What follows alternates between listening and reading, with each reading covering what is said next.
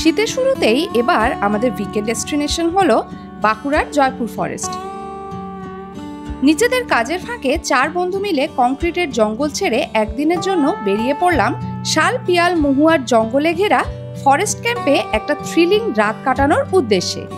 এই যে একদম সামনে দিয়ে যাচ্ছে, তো এই হচ্ছে আমাদের টেন্ট এরিয়া। চিকেন রেডি হয়ে গেছে, এবার এগুলোকে শালপাতা দিয়ে পুরো মোড়ানো হবে। আনুমানিক 1600 খ্রিস্টাব্দে তৈরি এই রাস মঞ্চ। এই হচ্ছে গড় দরজা, মল্ল রাজাদের রাজত্বের প্রবেশদ্বার।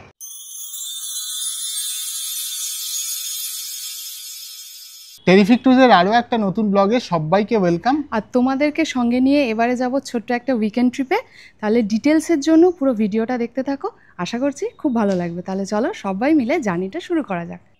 এবারে আমাদের উইকেন্ড ডেস্টিনেশন বাঁকুড়ার জয়পুর ফরেস্টের বিষ্ণুপুর জঙ্গল ক্যাম্প। কলকাতা থেকে 2টো রুটে এই ডেস্টিনেশনে পৌঁছানো যায়। একটা কলকাতা থেকে ডানকুনি, চাপাডাঙ্গা, আরামবাগ, কতুলপুর হয়ে, যার ডিস্টেন্স ওই মোটামুটি 140 কিলোমিটারের মতো।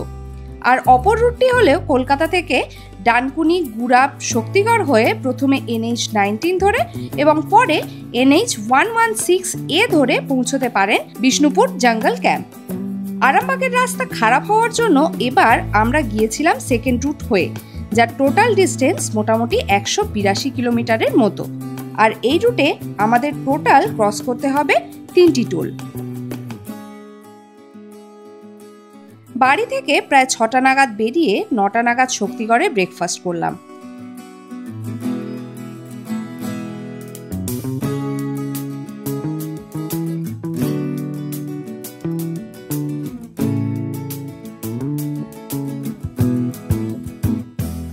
আমরা এখন দাঁড়িয়ে আছি জয়পুর ফরেস্টে, আর চারিদিকে চলো তোমাদের দেখাই জঙ্গলের ভাইবটা কেমন।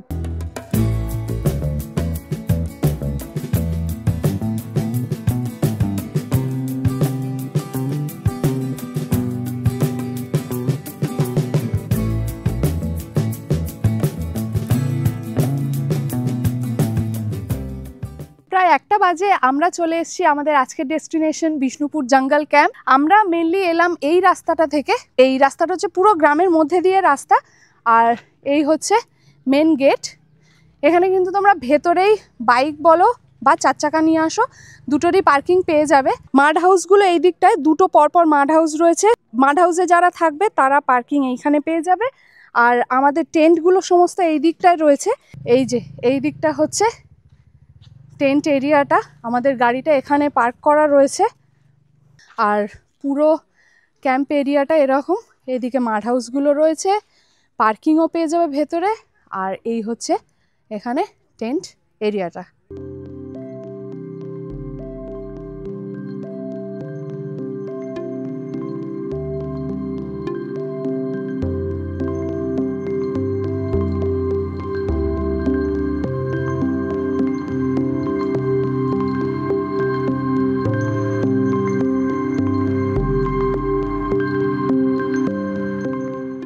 তো চলো একটা টেন্ট তোমাদের দেখিয়ে দিই।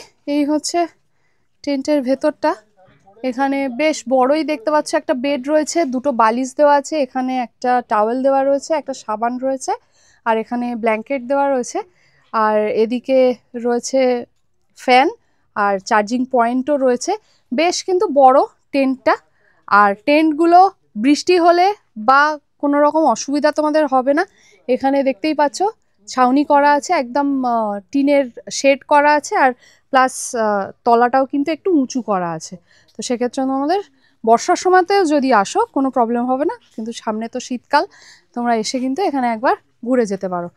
তো এইগুলো দেখতে পাচ্ছ এখানকার যে মাড হাউসগুলো রয়েছে, যদিও এখন আমি তোমাদের দেখাতে পাচ্ছি কারণ গেস্ট রয়েছে, গেস্টরা আসেনি বলে। তোমাদের চলো একবার দেখিয়ে দিই। এই হচ্ছে মাড হাউস, দেখতে পাচ্ছ বেশ বড় রুমটা। এখানে 2-3জন ধরে যাবে অ্যাডাল্ট। এখানে একটা ছোট বেডও রয়েছে।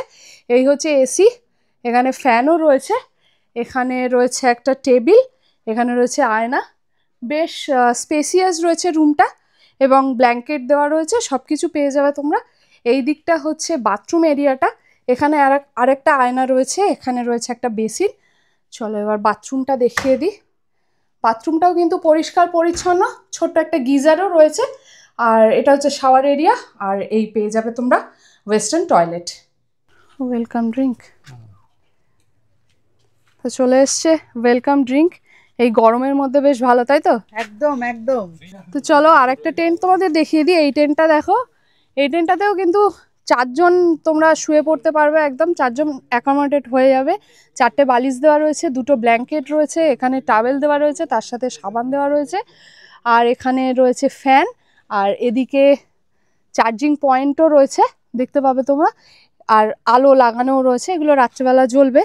আর ওনারা এরকম আয়নাও দিয়ে দিয়েছে, পাপোশ রয়েছে এখানে। তো টেন্টগুলো কিন্তু যথেষ্ট বড়, এখানে তোমরা দেখলে এখানে 4 জনের অ্যাকোমোডেশন হয়ে যেতে পারে, আর এগুলোতেও বেশ বড় বড় কিন্তু। আর এখানে আমাদের ডকুমেন্টেশনগুলো হয়ে যাচ্ছে। ডবল বেড আছে, মানে 6 জন থাকা যাবে।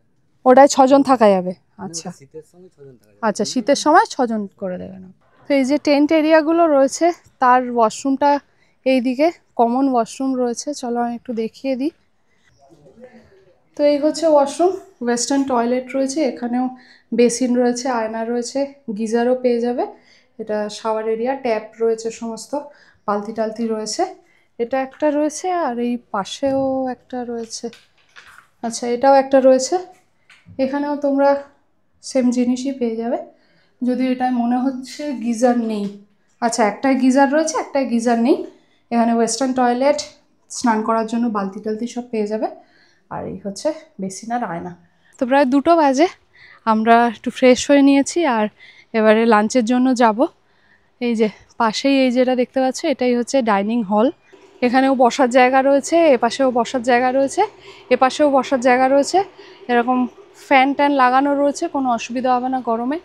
এই যে বন্ধুরা সব বসে আছে, দেবাশিস রয়েছে ওখানে।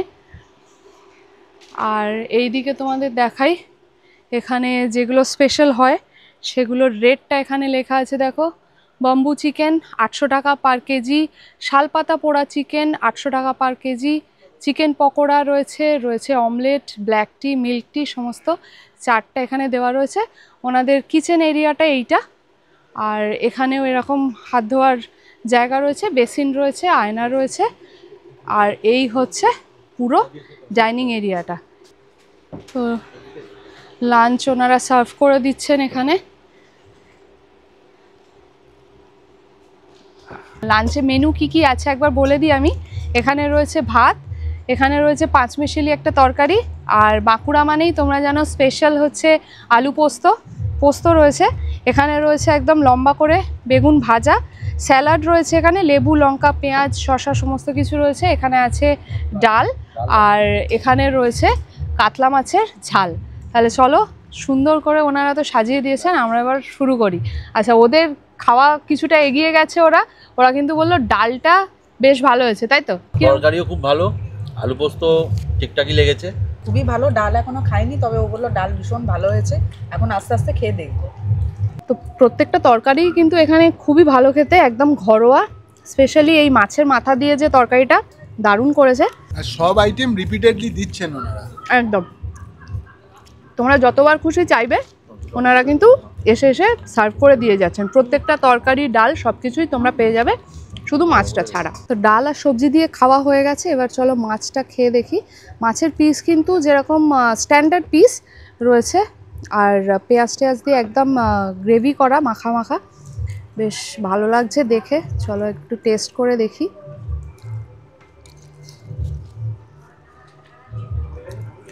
মাছের ঝালটাও ভালো খেতে।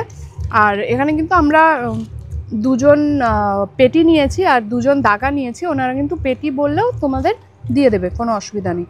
আর যখন বুক করবে তার আগের দিন কিন্তু সন্ধেবেলা ওনারা ফোন করছেন, ফোন করে আপনাদের যা যা প্রেফারেন্স থাকবে সেগুলো সমস্ত জিজ্ঞাসা করে নিচ্ছে। কাজেই কোনো রকম স্পেসিফিক কোনো যদি এই তোমরা শালপাতা চিকেন বলো বা বাম্বু চিকেন বলো, যেটাই হবে আগের দিন বলে দিলে ওনারা সেইভাবে পুরো প্রিপারেশন করে রাখবে, কোনো অসুবিধা হবে না। বা কেউ যদি ভেজ আইটেম খেতে চান সেই রকম অপশানও ওনারা দিচ্ছেন, সেটাও আপনারা চুজ করে নিতে পারেন। সমস্ত খাওয়া দাওয়া শেষ, আর শেষ পাতে চলে এসছে এখানে চাটনি, এখানে রয়েছে পাঁপড়, আর এইটা রয়েছে মিষ্টি দই ওনাদের। তো শেষ পাতে দেখালামই, দই দিয়েছিল, মিষ্টি দই। তো চলো খেয়ে দেখি। অপূর্ব খেতে, দারুণ খেতে, দারুণ। তো 4টে বাজে আর আমরা লাঞ্চ করে একটু রেস্ট নিচ্ছিলাম, আর এখন যাচ্ছি এখানে কাছেই রয়েছে, একদম ক্যাম্পের কাছেই বলতে পারো, রয়েছে একটা এরোড্রাম। তো সেটা আমরা দেখতে যাচ্ছি, ব্রিটিশ আমলের এয়ারবেস, সেটা দেখতে যাচ্ছি। তো চলো সামনে রাস্তাটা দেখাই তোমাদের, দাঁড়াও।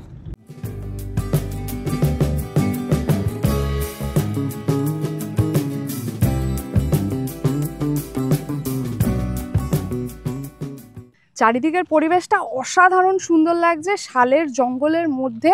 এখানে দেখো বিরসা মুন্ডা হল্ট স্টেশনে লোকাল একজনের সাথে দেখা হলো, আমি জিজ্ঞাসা করলাম, থামে খুবই কম ট্রেন এখানে।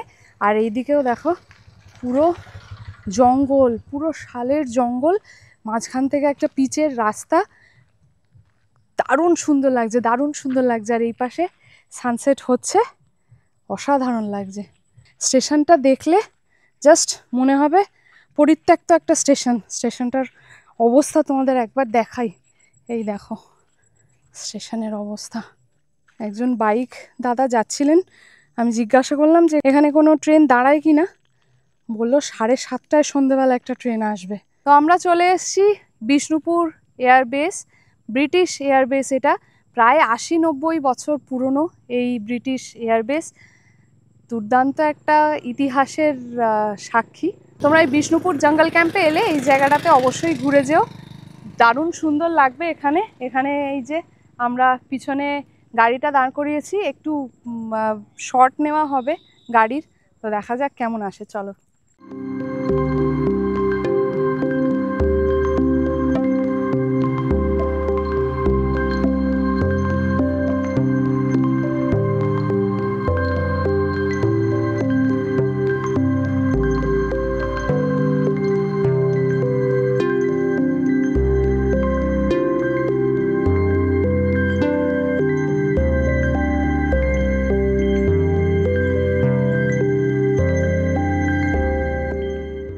আমরা এরোড্রাম থেকে ফিরছিলাম আর দুটো শেয়াল দেখতে পাচ্ছি, এই একটা আর এই একটা, একদম কাছ থেকে দেখতে পাচ্ছি। হঠাৎই গাড়ি চালিয়ে যাচ্ছিলাম, ওই ঢুকে যাচ্ছে ঢুকে যাচ্ছে ঢুকে যাচ্ছে। এর আগেও আমরা এসে দেখেছি, এই যে একদম সামনে দিয়ে যাচ্ছে, একদম সামনে দিয়ে যাচ্ছে, ঢুকে গেল। দ্বিতীয় বিশ্বযুদ্ধের সময়কার একটা এয়ারবেস দেখে আমরা একটা সুন্দর থ্রিলিং রাস্তা দিয়ে শিয়াল দর্শন কমপ্লিট করে আমরা চলে এসেছি ক্যাম্পে। ক্যাম্পে এসে দেখছি ক্যাম্প একদম আলোয় সুসজ্জিত হয়ে গেছে। এদিকে দেখতে পাচ্ছ মাড হাউসটা, সেটাও খুব সুন্দর করে আলো দিয়ে সাজানো রয়েছে। এছাড়াও এনাদের যে ডাইনিং এরিয়াটা, সেটাও খুব সুন্দর করে আলো দিয়ে সাজানো রয়েছে। তো সন্ধ্যের পর আমাদের ক্যাম্প সাইটটা এরকম বিভিন্ন রঙের আলোয় সেজে উঠেছে।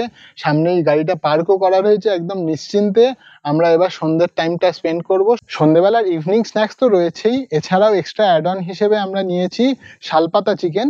সেটার জন্য আমরা প্রচণ্ড এক্সাইটেড। তোমাদেরকে পুরো প্রসিডিওরটা তো দেখাবো, তার সাথে সাথে আমরা খেয়ে টেস্টটা কেমন লাগলো সেটাও অবশ্যই জানাবো। তো সন্ধ্যেবেলার স্ন্যাক্স চলে এসছে, ভেজ পকোড়া, তার সাথে সস দেওয়া রয়েছে। আর এখানে আমরা একটু বলেছিলাম পেঁয়াজ কেটে দিতে, তো সেটাও দিয়ে দিয়েছে। চলো দেখি, বেশ গরম গরম আর একদম ক্রিস্পি রয়েছে, ভালো লাগছে খেতে। তো দেখতেই পাচ্ছ এখানে একদম সুন্দর করে টমেটো, কাঁচা লঙ্কা, বিভিন্ন রকম মশলাপাতি, পেঁয়াজ সব কিছু দিয়ে চিকেন রেডি হয়ে গেছে। এবার এগুলোকে শালপাতা দিয়ে পুরো মোড়ানো হবে, তারপরে ওখানে আগুন জ্বালা হবে। অলরেডি ওখানে কিছু পাতার বান্ডিল করে রাখা আছে, প্লাস এগুলোও যাবে। তো চলো, দারুণ এক্সাইটিং। আমরা আগেও খেয়েছি গুড়গুড়িপাল নেচার ক্যাম্পে মেদিনীপুরে, আর এখানে আবার ট্রাই করব। তো দেখা যাক কেমন লাগে এখানে ট্রাই করে।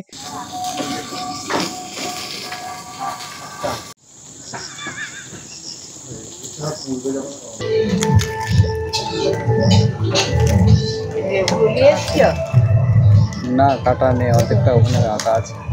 গোলমরিচ মশলা যা সিক্রেট মশলাটা তোকে বলেই দেবে।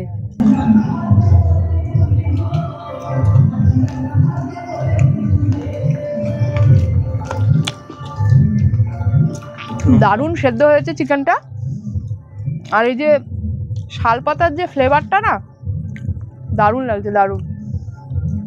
আমি শালপাতা চিকেন কোনোদিন খাইনি, এটা আমার আজকে হচ্ছে ফার্স্ট টাইম এক্সপিরিয়েন্স।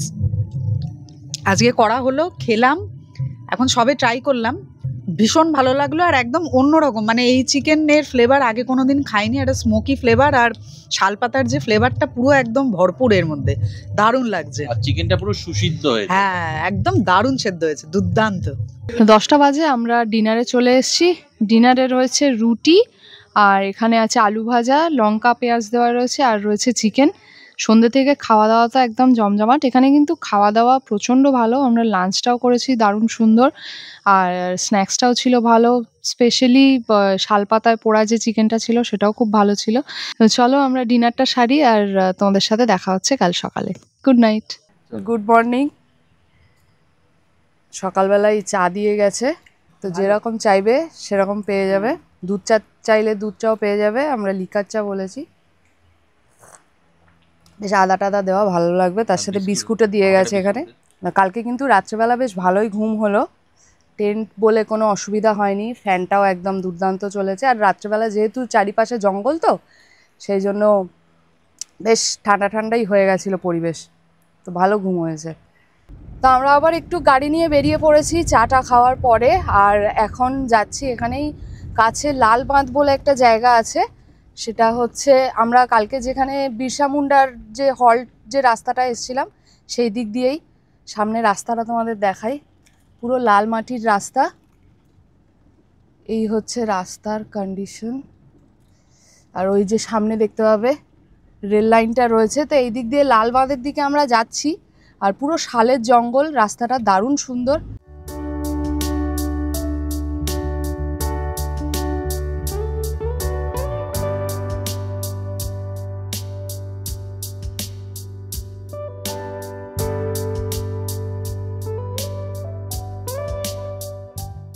আমরা চলে এসেছি লাল বাঁধ, পাশেই দেখতে পাচ্ছ বিশাল বড় একটা জলাশয়। আর এর কিন্তু ঐতিহাসিক গুরুত্ব রয়েছে।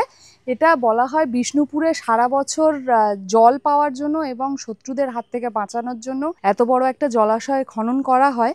পারস্য নৃত্যশিল্পী ছিলেন লাল বাই, তো তার নাম অনুসারে এই জায়গার নাম দেওয়া হয় লাল বাঁধ।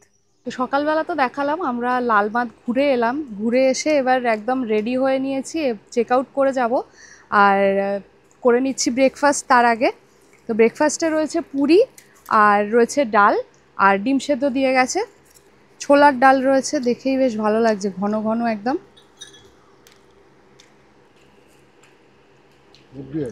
দারুণ হয়েছে। এবারের উইকেন্ড ট্রিপটা এই বিষ্ণুপুর জঙ্গল ক্যাম্পে আমাদের দারুণ লাগলো একটা দিন। আর কিছু এবার ইনফরমেশন তোমাদের সাথে শেয়ার করে দিই। এখানকার চেক ইনের সময় হচ্ছে দুপুর 12টা, আর চেক আউট হচ্ছে সকাল 10টা। এছাড়া কিন্তু যেহেতু এটা পুরো ক্যাম্প এরিয়াটা জঙ্গলের মধ্যে, সেই জন্য নেটওয়ার্কের ইস্যু পাবে। জিও বলো বা এয়ারটেল বলো খুব একটা ধরছে না, কিন্তু ওনারা যে ওয়াইফাইটা প্রোভাইড করছেন সেটাতে কিন্তু খুব ভালোভাবে তোমরা কানেকশন পেয়ে যাবে, অসুবিধা হবে না। আর পুরো এরিয়াটা কিন্তু ওনাদের সিসিটিভির আন্ডারে রয়েছে, সেই জন্য সিকিউরিটি পারপাসও তোমাদের কোনো ইস্যু নেই। কাজেই দারুণ সুন্দর একটা উইকেন্ড স্টে এই এত সুন্দর পরিবেশে। আর এবারে আমরা চেক আউট করে যাব, চেক আউট করে ঘুরে নেব বাঁকুড়ার মন্দির নগরী বিষ্ণুপুর, আর দেখে নেব সেখানকার কিছু স্থাপত্য শৈলী। তাহলে চলো পুরো ভিডিওটা দেখতে থাকো। তো বিষ্ণুপুর জঙ্গল ক্যাম্পে আমাদের চারবেলার যে থাকা খাওয়ার প্যাকেজ শুরু হয় সেটা হচ্ছে 1200 টাকা পার হেড। এটা টেন্টের প্যাকেজ, যেটা সিজনে 1400 টাকা পর্যন্ত হতে পারে। আর মাড হাউসে থাকলে মাড হাউসের প্যাকেজটা হচ্ছে 1800 টাকা থেকে 2000 টাকা উইথ ফুডিং অ্যান্ড লজিং 4 বেলা। আর এই প্রাইসটা কিন্তু সিজন অনুযায়ী ওঠানামা করে। আমাদের ক্যাম্প থেকে ফার্স্ট সাইট সিইং পয়েন্ট আমাদের হচ্ছে রাসমঞ্চ। আর তোমরা চাইলে একেবারে চেক আউট করে লালবাঁধ সহ বাকি সাইট সিইং পয়েন্টগুলো ঘুরে দেখতে পারো। বিষ্ণুপুরের যে বিখ্যাত সাইট সিইং পয়েন্টগুলো রয়েছে ম্যাপে পয়েন্ট আউট করে দেব, ভিডিওটা পজ করে তোমরা দেখে নিতে পারো। আমরা চলে এলাম বিষ্ণুপুর গেট, আর এর সাথে সাথেই আমরা এন্টার করে গেলাম বিষ্ণুপুর টাউন। তো আমরা চলে এসেছি রাসমঞ্চ, আর এখানে কিন্তু ঢুকলেই তোমাদের টিকিট কাটতে হবে। টিকিট পার হেড 25 টাকা করে। এই টিকিটটা অবশ্যই তোমাদের রেখে দিতে হবে, কারণ এখানকার বিষ্ণুপুরের যে বাকি মন্দিরগুলো তোমরা দেখবে সেগুলো কিন্তু এই টিকিটেই হয়ে যাবে। আনুমানিক 1600 খ্রিস্টাব্দে রাজা বীর হাম্বিরের দ্বারা তৈরি এই রাসমঞ্চ। রাস উৎসবের সময় বিষ্ণুপুরের যাবতীয় যে রাধাকৃষ্ণের মূর্তি আছে সেগুলো এই রাসমঞ্চে এনে জনসাধারণের জন্য এখানে প্রদর্শনে রাখা হতো। এই রাসমঞ্চ থেকে বেরিয়েই তোমরা এরকম টেরাকোটার বিভিন্ন যে জিনিসগুলো হয় সেরকম দোকান পেয়ে যাবে। তোমরা কিন্তু এখান থেকে বিভিন্ন রকমের জিনিস কিনতে পারো। এই যে দেখতে পাচ্ছ টেরাকোটার এই ঘোড়া বড় রয়েছে, ওখানে রাধাকৃষ্ণের মূর্তি রয়েছে, পেঁচা রয়েছে, বিভিন্ন রকমের জিনিস রয়েছে, তোমরা এখান থেকে কিনে নিতে পারো। তো রাসমঞ্চ দেখে আমরা চলে এসেছি গুমঘরের কাছে। পিছনেই দেখতে পাচ্ছ সেই গুমঘর। এর ইতিহাস নিয়ে কিন্তু বিভিন্ন জনের বিভিন্ন মতভেদ আছে। যেমন কেউ কেউ বলেন যে এটা রাজাদের শস্যাগার ছিল, আবার কেউ কেউ বলে যে এটা জলের ট্যাঙ্ক ছিল, আবার কারো মতে এও আছে যে দোষীদের শাস্তিস্বরূপ এখান থেকে ফেলে দেওয়া হতো বা গুম করে দেওয়া হতো, যার জন্য কিন্তু এর নাম গুমঘর। আর এর থেকে ঠিক উল্টো দিকেই এই গলি দিয়ে কয়েক পা হাঁটলেই তোমরা পেয়ে যাবে পঞ্চরত্ন শৈলীর শ্যামরাইয়ের মন্দির।